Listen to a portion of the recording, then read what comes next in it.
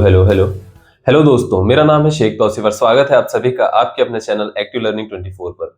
आज के इस वीडियो में हम प्रश्नावली 3.3 के प्रश्न क्रमांक 2 को हल करने वाले हैं। इसमें टोटल हमारे पास में 5 क्वेश्चन है।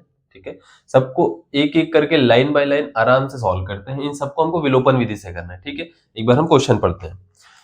तो प्रश्न क्रमांक 2 हमारे पास में ये है कि निम्न समस्याओं में रैखिक समीकरणों की युग्म बनाइए और उनके हल यदि अस्तित्व में हो तो विलोपन विधि से ज्ञात कीजिए। अस्तित्व में हो इससे मतलब क्या है, हमें चेक करना है कि ये a1 बटा a2 वाली जो कंडीशन थी ना हमारी, उसको हमको चेक करके देखना है यहाँ पर। ठीक है, तो सबसे पहला प्रश्न हमारे पास में ये है, यदि हम अंश में एक जोड़ दें तथा हर में से एक घटा दें, अंश में एक जोड़ दें और हर में से एक घटा दें तो भिन्न एक में बदल जाती है। मतलब भिन्न क्या होती है, एक होती है। ठीक है सर, और उसके बाद क्या है, यदि हर में एक जोड़ दे तो वह 1/2 हो जाती है। तो भिन्न ज्ञात कीजिए। ठीक है, पहले अंश में एक जोड़ना है, हर में से एक घटाना है। ठीक है, ठीक है, तो अब इसको सॉल्व करते हैं। तो देखो यहां पर अब हम सबको पता है कि भिन्न क्या होती है, भिन्न होती है अंश के बटे में हर होती है सर। ठीक है, तो हमें यहाँ क्या मानना है, हमें यहाँ पर एक अंश मानना है और यहाँ पर एक हर मानना है। ठीक है, यहाँ पर लिख लेंगे हम लोग माना।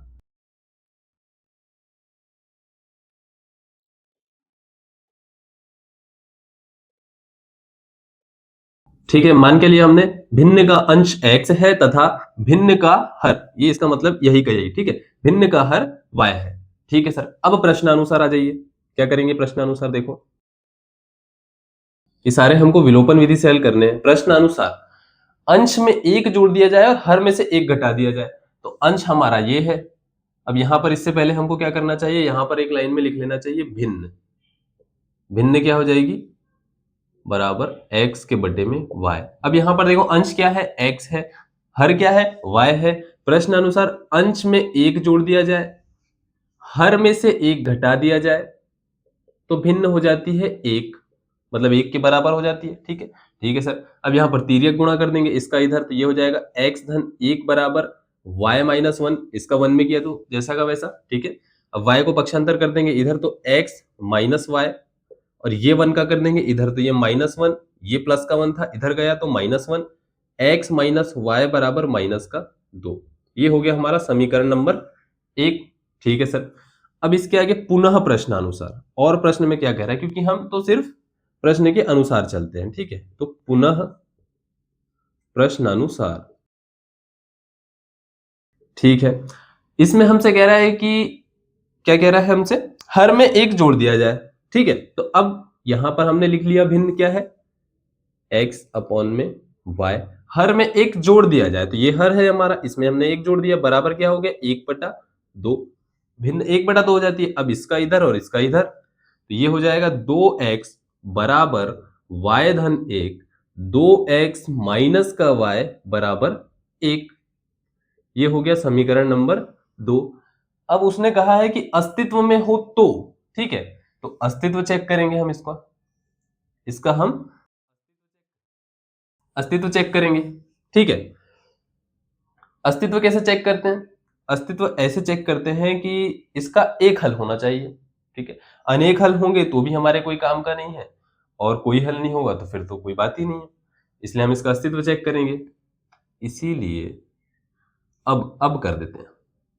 अब ये हमारा हो गया, यहाँ पर a1 क्या हो जाएगा 1, a2 भी हो जाएगा माइनस का 1, और सॉरी b1 हो जाएगा माइनस का 1 और c1 हो जाएगा -2। ठीक है, हम लोग यहाँ सबसे पहले चेक करते हैं a1 बटा a2 का मान निकालते हैं हम लोग। क्या आ जाएगा 1/2, b1 बटा b2 का मान निकालते हैं हम लोग यहाँ पर, -1 बटा -1, -1 बटा -1 बराबर 1/1 या 1 लिख सकते हैं खाली। C2 का मान आ जाएगा -2 के बटे में 1, सॉरी C1 बटा C2 का, C1 बटा C2 बराबर हो जाएगा -2/1 या सिर्फ -2, -2/1 लिख दो। यहां पर हमें साफ दिख रहा है A1 बटा A2 बराबर नहीं है B1 बटा B2, क्योंकि A1 बटा A2 बराबर नहीं है B1 बटा B2, इसीलिए अद्वितीय हल होगा। ठीक है, मतलब कि एक ही हल होगा। ठीक है, तो इस अब विलोपन विधि से सॉल्व करेंगे। ठीक है, विलोपन विधि से हल। ये पहला क्वेश्चन है इसलिए सब करवा के बता रहा हूं, नहीं तो नेक्स्ट क्वेश्चन में हम लोग यहां करेंगे, मैं बता दूंगा आपको कि हल है, उसके बाद में फिर सॉल्व कर लेंगे। ठीक है, देखते हैं नेक्स्ट क्वेश्चन में क्या होता है। अब विलोपन विधि से हल, समीकरण नंबर 1, समीकरण नंबर 2, यहां पर हम लोग क्या करेंगे, चाहो तो x को चेंज कर लो, यहां पर 2 से मल्टीप्लाई कर देंगे तो 2x हो जाएगा, या तो y को कर लो, तो y तो हमको सेम ही दिख रहा है, y तो हमको सेम दिख रहा है। साइन चेक करो, माइनस माइनस साइन भी सेम है, मतलब हमको माइनस करना पड़ेगा यहाँ पर। ठीक है, अगर जो इसके चिन्ह है ये अलग अलग होते तो हम लोग प्लस करते। ठीक है, लेकिन अगर चिन्ह सेम है तो हम लोग यहाँ पर माइनस करते। ठीक है, ये मैंने आपको पिछली क्लास में बताया। तो यहां पर हम लोग क्या करेंगे, समीकरण 1 में से समीकरण 2 को घटा देंगे। समीकरण 2 को घटाने पर, ठीक है, समीकरण 1 क्या है हमारे पास में, x माइनस वाई बराबर माइनस का 2, 2x माइनस वाई बराबर 1 हो जाएगा।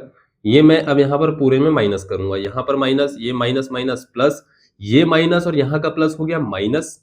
ठीक है, x में से 2x गया तो बचा माइनस का x, माइनस का y प्लस का y, खत्म हो जाएगा ये। ठीक है, ये हो जाएगा माइनस का 2 और माइनस का 1 हो जाएगा माइनस का 3, x बराबर आ जाएगा 3, ये माइनस से माइनस कट जाएगा। ठीक है, ये x बराबर 3 आ गया। ठीक है सर, अब इसके बाद x का मान आ गया, तो x का मान किसी भी समीकरण में रख दो, हम लोग इसी में रख देते हैं। x का मान समीकरण 1 में रखने पर, समीकरण 1 हमारे पास में है x माइनस वाई बराबर माइनस का 2, x का मान है 3, माइनस का y बराबर माइनस का 2, माइनस वाई बराबर माइनस 2 माइनस 3, माइनस का y बराबर माइनस 5, यानी कि y बराबर कितना आ जाएगा, 5 आ जाएगा सर। तो अब क्या हो गया, अब हमारे पास में अंश हो गया कितना, 3, y हो गया कितना, मतलब हर हो गया कितना, 5। इसीलिए मैं यहां पर लिख रहा हूं, अतः भिन्न 3/5 होगी। ठीक है, तो ये हमारा आंसर है, इसको नोट कर लो, नेक्स्ट वाले पर पढ़ते हैं। इस तरीके से ये क्वेश्चन सॉल्व होने वाले हैं। ठीक है, इसको नोट कर लो। अब आ जाते हैं हम लोग दूसरे वाले पर, दूसरे वाले को पढ़ेंगे। 5 वर्ष पूर्व नूरी की आयु सोनू की आयु की 3 गुनी थी। ठीक है, यहां से समझ में आएगा कि नूरी की आयु ज्यादा थी। मैं कहूंगा कि मेरी आयु तुमसे 3 गुना है नहीं, 3 गुना है। ठीक है, तो मतलब मेरी आयु ज्यादा है, तो नूरी की आयु सोनू की आयु की 3 गुनी थी। ठीक है सर, फिर 10 वर्ष बाद की बात कर रहे हैं हम लोग, नूरी की आयु सोनू की आयु की दुगनी हो जाएगी। ठीक है सर, नूरी और सोनू की आयु कितनी है। ठीक, तो यहां पर सबसे पहले क्या मानेंगे, नूरी और सोनू की आयु मानेंगे। ठीक है, तो माना, नूरी की वर्तमान आयु मानेंगे अभी की। ठीक है, x वर्ष है। ठीक है, आयु ऐसे लिखते हैं, शायद थोड़ी सी हिंदी कभी कभी कमजोर हो जाती है। ठीक है, और कौन है, सोनू है। ठीक है, सोनू की वर्तमान आयु y वर्ष। ऐसा आप लोगों को नहीं करना है, आप लोगों को पूरा लिखना है। ठीक है, अब प्रश्नानुसार, प्रश्न के अनुसार क्या है, 5 वर्ष पूर्व, यहां लिख भी देते हैं 5 वर्ष पूर्व, यानी कि पहले, यहां लिख देता हूं ब्रैकेट में पहले। ठीक है, ओ पल्ले लिख दिया भाई, पहले। ठीक है, तो यहां पर हमें क्या करना है, अब मुझे बताओ, अगर मैंने आपको पहले भी समझाया था कि अगर मैं अभी 10 साल का हूं तो 5 वर्ष पहले मैं कितने साल का हो जाऊंगा, मैं 5 को माइनस कर दूंगा तो मैं 5 साल का हो जाऊंगा। अगर मैं अभी 20 साल का हूं तो 5 वर्ष पहले कितने का हो जाऊंगा, मैं 5 को माइनस कर दूंगा तो मैं 15 साल का हो जाऊंगा। अगर मैं अभी x साल का हूं तो 5 वर्ष पहले मैं 5 को माइनस कर दूंगा तो मैं हो जाऊंगा x माइनस 5 साल का। ठीक है, तो 5 वर्ष पूर्व मैं हो गया, मतलब कि नूरी हो गई x-5 वर्ष की। इसी प्रकार से सोनू भी y-5, y-5। अब प्रश्न को पढ़ेंगे, कह रहा है कि नूरी की आयु सोनू की आयु की 3 गुनी थी। अब हमको पता है कि नूरी जो है ये सोनू से बड़ी है, ये नूरी है, ये सोनू है ना। नूरी है सोनू से बड़ी, तो नूरी की आयु बड़ी है, लेकिन अगर मैं इन दोनों को यहां पर बराबर लिख दूं तो मुझे यहां पर 3 से मल्टीप्लाई करना पड़ेगा। मैंने कहा कि 15 जो है वो 3 से बड़ा है, लेकिन मैं इनको बराबर लिख दे रहा हूं, तो मुझे क्या करना पड़ेगा, यहां पर 5 से मल्टीप्लाई करना पड़ेगा। 5 तिया 15 हो जाएगा, है ना। तब जाके मैं इनको बराबर लिख सकता हूं, नहीं तो बराबर नहीं लिख सकता। ये तो मैथ्स के रूल के अगेंस्ट हो जाएगा, नियमों के खिलाफ हो जाएगा ये, ठीक है। ये ऐसा है लेकिन मैं इसको ऐसा लिख रहा हूं, ठीक है। तो यहां पर मुझे 5 का मल्टीप्लाई करना है। तो इसी प्रकार से मैंने कहा 5 वर्ष पहले ये जो नूरी है ये इससे 3 साल बड़ी है, 3 गुना बड़ी है, तो मुझे यहां पर 3 का मल्टीप्लाई करना पड़ेगा, ठीक है। तो ये हो जाएगा x माइनस 5 बराबर 3y minus 15, x minus 3y बराबर माइनस का 15, ये माइनस का 5 इधर जाकर प्लस का 5 हो गया, तो x माइनस 3y बराबर माइनस का 10। ये हो गया समीकरण 1। पुनः प्रश्नानुसार, पुनः प्रश्नानुसार 10 वर्ष बाद, 10 वर्ष बाद जिस तरह मैं 5 वर्ष पहले की बात करके 5 माइनस कर रहा हूं, उसी तरह यदि मैं 10 वर्ष बाद की बात करूं तो मैं 10 प्लस का कर दूंगा। मैं अभी 10 साल का हूं, अगले 10 साल के बाद मैं कितने साल का हो जाऊंगा, 20 का। अभी यदि मैं 20 का हूं तो अगले 10 साल बाद मैं यहां पर हो जाऊंगा 30 का, है ना। इसी तरीके से ऐसा कर देंगे तो यहां पर हो जाएगा x धन 10, और हम लोग बराबर करके करते हैं तो y धन 10। अब क्या कहा है प्रश्न में, अब कहा है कि 10 वर्ष पश्चात यानी कि बाद नूरी की आयु सोनू की आयु की दुगनी रह जाएगी। मतलब अब हम यहाँ पर 2 गुना कर देंगे। नूरी की जो आयु है वो इसकी दुगनी है, यानी कि इसमें 2 का गुना किया, तो x धन 10 बराबर 2y धन 20। यहाँ हो जाएगा x माइनस 2y बराबर इसे 20 माइनस 10, x बराबर माइनस 2y बराबर से हो जाएगा यहाँ पर 10। ये हो गया समीकरण 2। अब अस्तित्व चेक करना है तो अस्तित्व चेक कर लो। मैं यहां से आपको सीधे सीधे बता देता हूं, देखो x x 1/1, ठीक है, -3 -2 3/2, ये बराबर नहीं है, ठीक है, मतलब कि इसका हल है। तो अब इसको नोट कर लेते हैं हम लोग। यहां हम लोग इसको करेंगे विलोपन विधि से हल। तो विलोपन विधि में हमें पता है किसी एक को चेंज करो, या तो x या तो y। अब x और x हमको समान दिख रहा है तो हम लोग क्यों चेंज करेंगे, चिन्ह देखेंगे, चिन्ह भी समान है तो हम लोग यहाँ घटा देंगे, ठीक है। तो अब विलोपन विधि से क्या हो जाएगा, विलोपन विधि से समीकरण 1 माइनस समीकरण 2।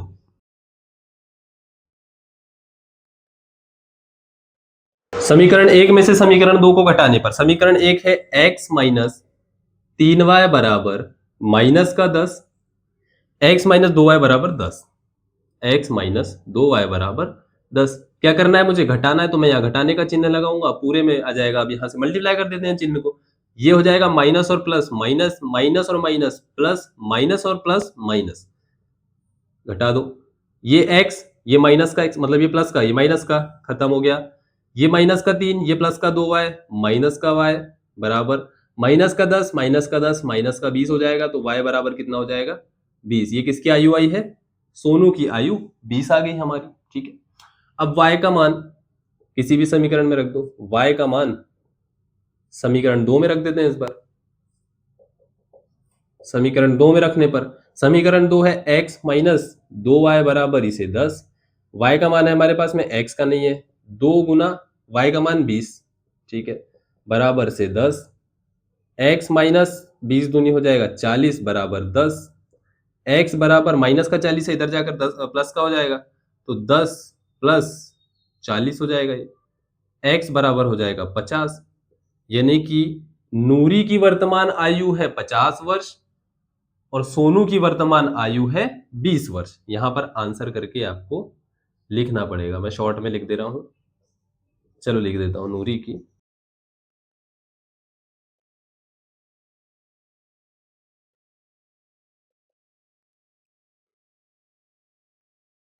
ठीक है, तो इस तरीके से क्वेश्चन हो जाएंगे सॉल्व। इसको नोट कर लो, अगले वाले पर बढ़ते हैं। अब आ जाते हैं तीसरे वाले पर। ये थोड़ा सा टफ टाइप का क्वेश्चन है। अब देखो, इसमें 2 अंकों की संख्या के अंकों का योग 9 है। अब 2 अंकों की संख्या कैसी होती है, ऐसी होती है, ऐसी होती है। दो अंकों की संख्या ऐसी होती है, क्या हो सकता है, 13 भी हो सकता है, 14 भी हो सकता है, 15 लिख दिया, 16 भी हो सकता है, कुछ भी हो सकता है, 18, 20 कुछ भी हो सकता है, ठीक है, दो अंकों की संख्या।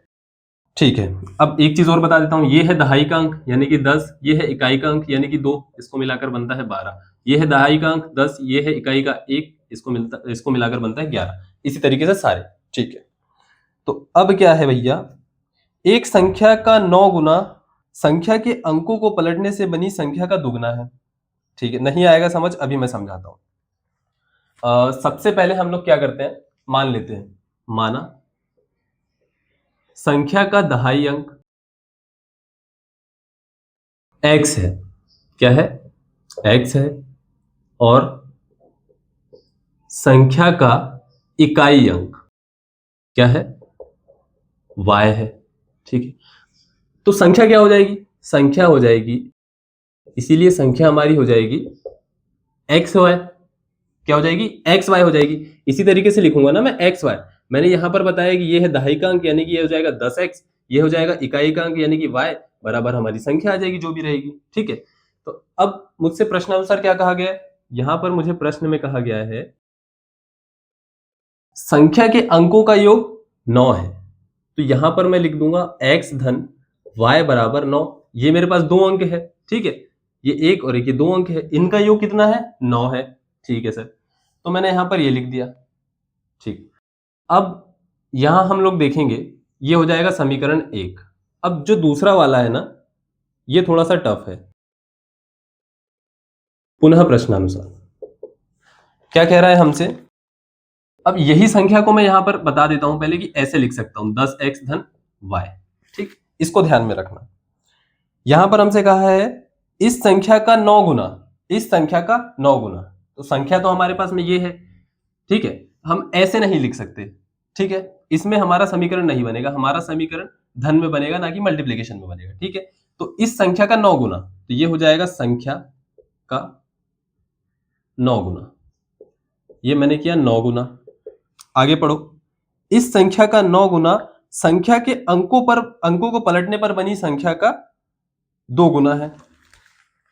अब चलो इसको छोड़ो, पहले यहां पर हम लिखते हैं संख्या को पलटने पर बनी संख्या, संख्या के अंकों को पलटने पर बनी संख्या। ठीक है, क्या हो जाएगी, यहां पर एक्स वाई है तो ये हो जाएगी वाई एक्स, और इसी को मैं लिख सकता हूं 10y धन का x, लिख सकता हूं नहीं लिख सकता हूं, ये हो जाएगा दहाई, ये हो जाएगा इकाई, ये हो गया। अब प्रश्नानुसार आ जाओ, पुनः प्रश्नानुसार,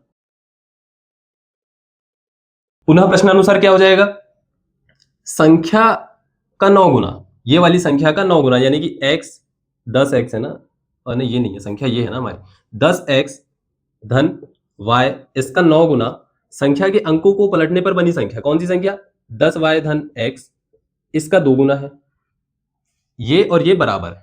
ठीक, तो अब हम इसको सॉल्व कर लेते हैं, ये हो जाएगा 90x धन 9y बराबर 20y धन 2x, पक्षांतर कर देंगे, 90x, ये x वाला यहां पर किया माइनस का 2x धन 9y, ये 20 को किया तो ये हो जाएगा माइनस का 20y बराबर 0, करो माइनस, इसमें से ये गया बचा यहां पर 88x, यहां पर बच जाएगा माइनस का 11y बराबर 0, चाहूं तो मैं 11 कॉमन ले सकता हूँ ना, 88 जो है वो 11 के पहाड़े में आता है, कितने बार में, 8 बार में, तो यहाँ पर बच जाएगा 8x, और यहाँ पर बच जाएगा ओनली y बराबर 0। ठीक है, ये हो गया समीकरण हमारा 2। अब देखो किसको बराबर करना है, यहाँ पर x है, यहाँ पर 8x है, यहाँ पर y है, और यहाँ पर माइनस का y है, यहाँ पर चिन्ह भी अलग अलग है तो यहाँ जोड़ देंगे सीधे सीधे। ठीक है, तो यहाँ हम लोग करेंगे समीकरण 1 धन समीकरण 2, या समीकरण 1 में समीकरण 2 जोड़ने पर शॉर्ट में लिखना है तो समीकरण 1 धन 2, समीकरण 1 क्या है, x धन y बराबर 9, x धन y बराबर 9, समीकरण 2 है 8x माइनस y बराबर 0, 8x माइनस y बराबर 0, इसको थोड़ा सही से लिखो, 8x माइनस y बराबर 0। क्या करना है, जोड़ना है, जोड़ने का कोई असर यहाँ पर नहीं होता है, चिन्ह जो है सेम के सेम रहेंगे, तो 8 और 1 हो जाएगा 9x, ये वाला हो जाएगा प्लस और माइनस खत्म बराबर 9, x बराबर आ जाएगा 9 के बटे में 9, यानी कि x का मान आ जाएगा 1। ठीक है, अब x का मान उठाकर किसी भी समीकरण में रख दो।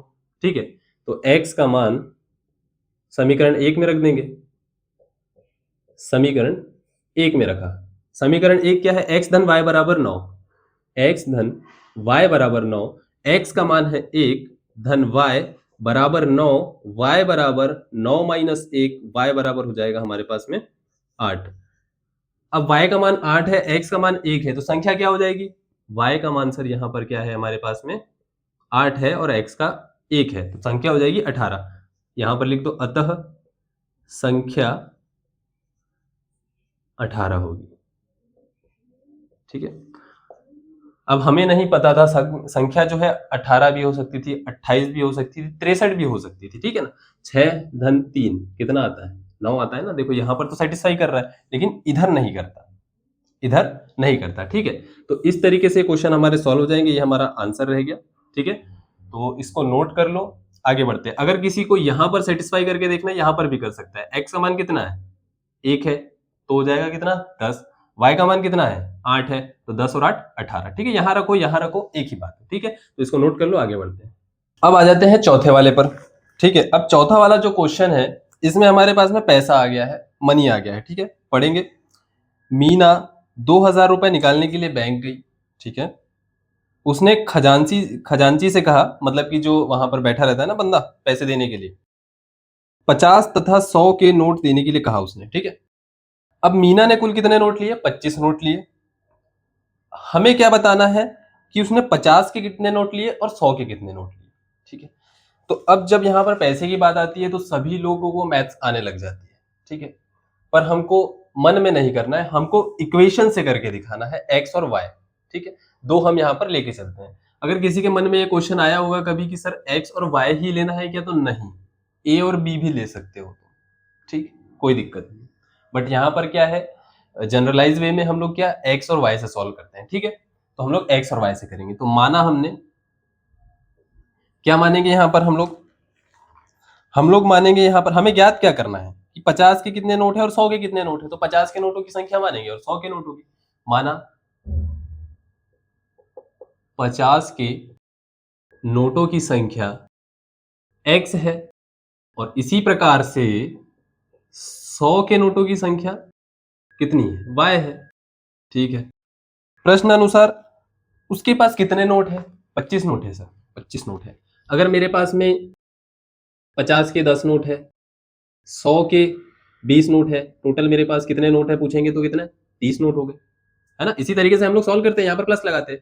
अब मेरे पास में 50 के x नोट है, 100 के y नोट है, तो इसको हम ऐसे लिख देंगे। टोटल कितने हो गए? ये 25 हो गए। सर कैसे पता? क्वेश्चन में दिया है भैया, क्वेश्चन में दिया है। ठीक है, तो इसको हम लोग यहाँ पर लिख देंगे प्रश्नानुसार। प्रश्नानुसार क्या है? x धन y बराबर 25, यानी कि नोटों की संख्या जो है वो 25 है। ये समीकरण 1। अब पुनः प्रश्नानुसार यहां पर कई लोग जो है दूसरा समीकरण बना नहीं पाते, ये तो बना लेते हैं, इसके बाद का नहीं बना पाते। ठीक है, अभी बताता हूं। लोगों को समझ में नहीं आता है, नादान बच्चे रहते हैं, समझ में नहीं आता है कि और क्या दिया हुआ है क्वेश्चन में। तो और दिया हुआ है कि हमारे पास में 2000 रुपए है। कितने हैं? 2000 रुपए है। अब मेरे पास में 50 के एक्स नोट है, यानी कि ये हो गए 50 एक्स रुपए। 100 के वाई नोट है, यानी कि ये हो गए 100 वाई रुपए। बराबर टोटल कितने हो गए? ये हो गए 2000 रुपए। कैसे सर?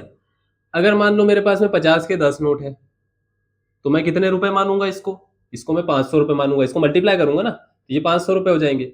अगर मेरे पास में 100 के 20 नोट है या 100 के 30 नोट है, तो मैं इसको इससे मल्टीप्लाई करूंगा, तो ये हो जाएंगे 3000 रुपए। 3500 रुपए हो जाएंगे टोटल।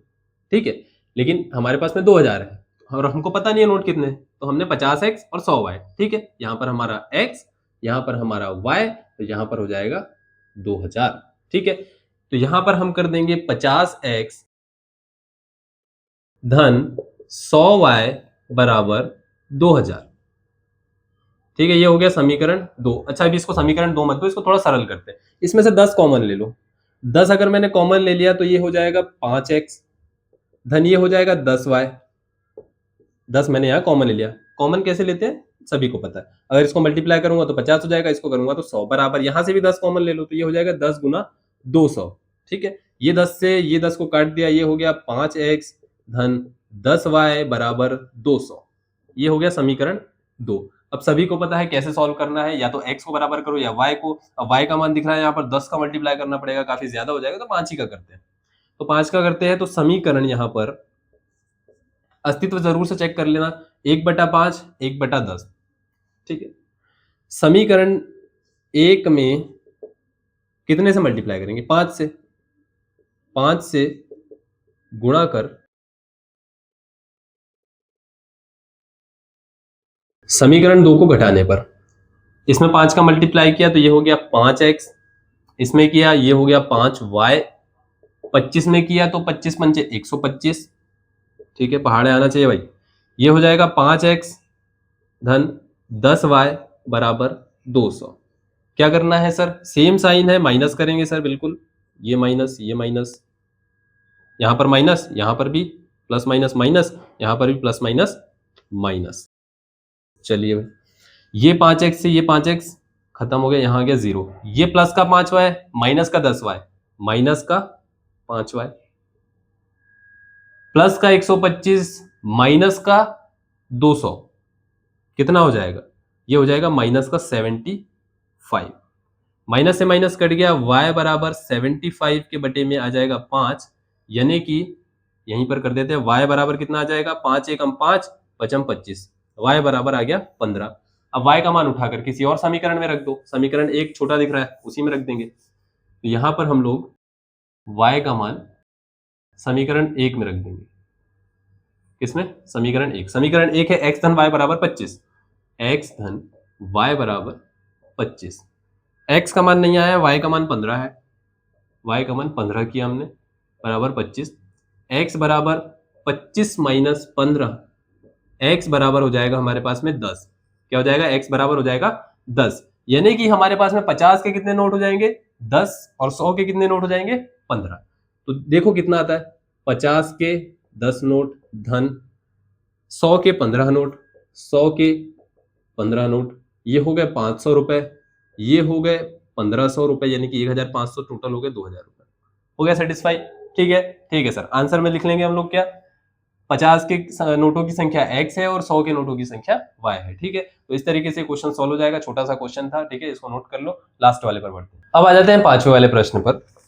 ये जो प्रश्न है, ये हमने इस टाइप का जो प्रश्न है पहले भी किया, प्रतिस्थापन विधि में, आपको याद होगा एक भत्ता वाला हमने किया था, जो नगर टैक्सी में जो किराया लगता था, ठीक है। एक बार उसको भी वापस से रिकॉल करना, और उसको प्रतिस्थापन से कर, उसको विलोपन से करना, और इसको एक बार प्रतिस्थापन से करके देखना, दोनों की प्रैक्टिस हो जाएगी, ठीक है। जो भी सरल पड़े फिर करना। यहाँ कहा है कि किराए पर पुस्तक देने वाली किसी पुस्तकालय का प्रथम 3 दिनों का एक नियत किराया है। चलो वैसे ही बताता हूं जैसे टैक्सी वाला बताया था। यहाँ पर हमारे पास में कोई पुस्तकालय है, यहाँ पर एक भैया बैठे हैं, ये हमको बुक देते हैं पैसे लेकर, दिनों के लिए, रखने के लिए नहीं, ठीक है। तो बड़ा बनाते हैं थोड़ा, यहाँ पर पुस्तकालय है, यहाँ भैया है, ठीक है। ये हमको ये कहते हैं कि एक 3 दिनों के लिए तो एक फिक्स किराया है, अगर तुम 3 दिनों के लिए ले जाते हो तो एक फिक्स किराया हमको देना है। कितना देना है नहीं पता अभी हमको, ठीक है। अब उसके बाद तथा उसके बाद प्रत्येक दिन अतिरिक्त दिन का अलग किराया है। अगर 3 दिन के बाद तुम्हारे पास में चौथा दिन अगर हुआ तो फिर अलग से कुछ किराया लगेगा, कम ज्यादा, ऐसा ऐसा ऐसा रहता है ना कि 3 दिन के लिए थोड़ा सा कम कर देते हैं, फिर चौथा दिन अलग अलग से किराया लगाना स्टार्ट कर देते हैं, है ना। तो इस तरीके से अब सरिता नाम की कोई बच्ची है यहाँ पर, सरिता ने 7 दिनों तक एक पुस्तक रखने के लिए 27 रुपए दिए। कितने दिन? 7 दिन के कितने दिए? 27 दिए। जबकि सूसी नाम की कोई लड़की है, उसने 5 दिनों तक पुस्तक रखी और 21 रुपए दिए। 5 दिनों तक पुस्तक रखी और कितने दिए? 21 रुपए, ठीक है। अब कह रहा है कि नियत किराया तथा अतिरिक्त दिन का किराया ज्ञात कीजिए। हमको जो ज्ञात करना है हम तो वही मानते हैं, तो माना। नियत किराया कितना? नियत किराया किसका किराया भाई? पुस्तक का किराया। 3 दिनों का नियत किराया, ठीक है, 3 दिनों का एक्स है। किसी को बहुत ज्यादा लिखना है कि 3 दिनों तक पुस्तक लेने का नियत किराया, वैसा भी लिख सकता है भाई, ठीक है, एक्स है। तथा अतिरिक्त दिन का किराया वाई रुपए है।